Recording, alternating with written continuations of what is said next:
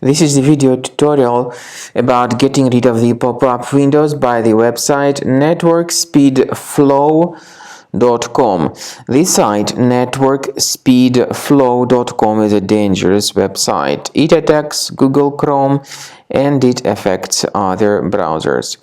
It tries to make you download and install certain potentially unwanted applications.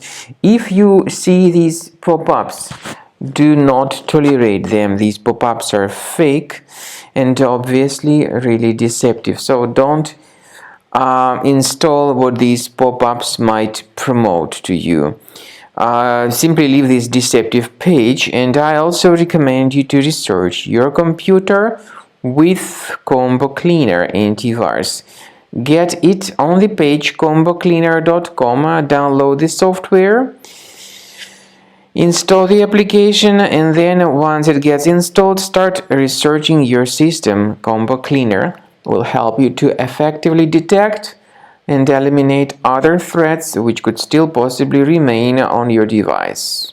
After you have successfully downloaded and installed Combo Cleaner antivirus, the program is initially in the trial mode, so only quick scan option is available.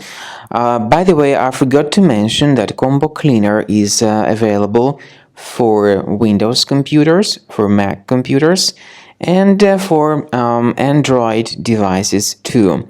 This information is clearly seen on the official website, which is combocleaner.com. So through this official site, you may download any preferred version, and even for iOS devices too. So all these 4 different operating systems can offer you the version for Combo Cleaner antivirus. So you need to click on this Start Scan button, and the program will begin researching and investigating your computer.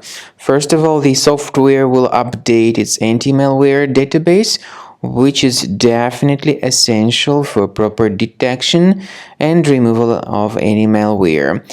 So don't skip the update procedure. Wait until the scanning has been successfully accomplished.